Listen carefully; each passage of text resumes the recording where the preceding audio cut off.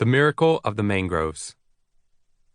When dusk slowly crept upon a mangrove forest lining a river deep in a jungle in Southeast Asia, a biologist far from his home in Washington state looked out over the lush, alien landscape lining the snake-infested waters. While drifting slowly in his boat, Professor Hugh Smith surely heard the calls of the nocturnal creatures uncoiling from their dens or taking flight from their nests and beginning their nightly hunts.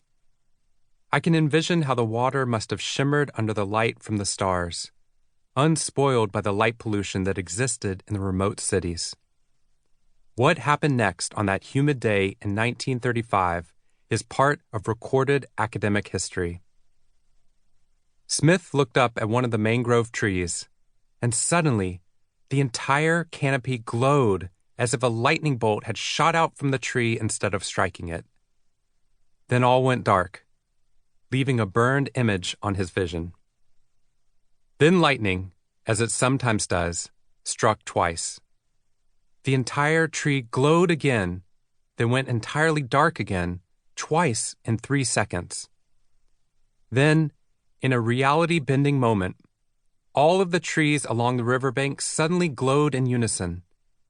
Every tree on one side of the river for 1,000 feet was flashing and going dark at exactly the same time. Something deep inside me warms at the thought that such a patient, careful, and scientific observer, whose curiosity about the world led him so far from his normal life in the Pacific Northwest, could be rewarded that night by such a magical moment of nature. Once his capacity for mental reasoning returned, he realized that the trees were not in fact glowing. Rather, they were covered with a critical number of bioluminescent lightning bugs, all illuminating at the exact same time. Upon returning home, Dr. Smith wrote up a journal article on his discovery of the synchronous lightning bugs. It seemed too good to be true, like something out of a storybook.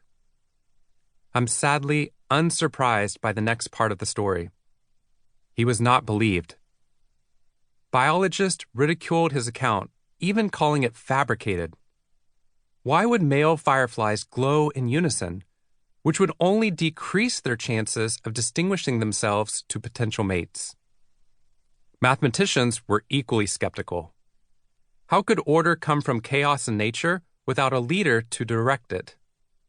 An entomologist asked how millions of fireflies could see enough other fireflies to create the exact same pattern, given the limited visibility in the mangrove forest. It seemed physically, mathematically, and biologically impossible.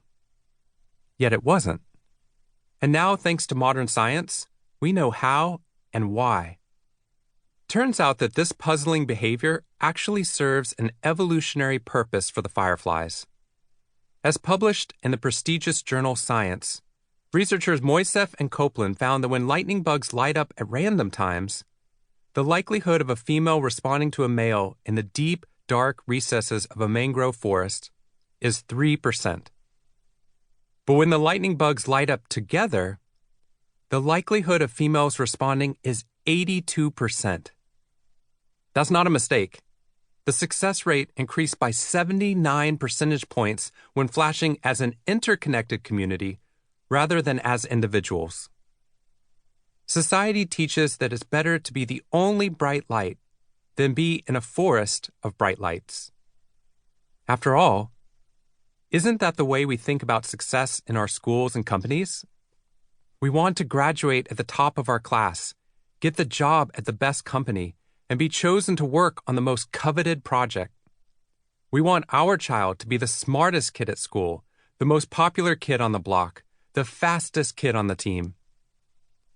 When any resource, be it acceptance to the most prestigious university, an interview with a top-ranking company, or a spot on the best athletic team, is limited, we are taught that we have to compete in order to differentiate ourselves from the rest of the pack. And yet, my research shows that this isn't actually the case. The lightning bug researchers discovered that when the fireflies were able to time their pulses with one another with astonishing accuracy, to the millisecond. It allowed them to space themselves apart perfectly, thus eliminating the need to compete. In the same way, when we help others become better, we can actually increase the available opportunities instead of vying for them. Like the lightning bugs, once we learn to coordinate and collaborate with those around us, we all begin to shine brighter, both individually and as an ecosystem. But pause to think for a moment. How did the lightning bugs even do it? How did they all coordinate their flashing lights so perfectly, especially given their limited visibility and vision? Researchers Marolo and Strogatz from Boston College and MIT found in the Journal of Applied Mathematics that amazingly, the fireflies do not have to see everybody to create coordinated action. So long as no group of fireflies is completely out of sight of any other group, they can sync up with one another's rhythms.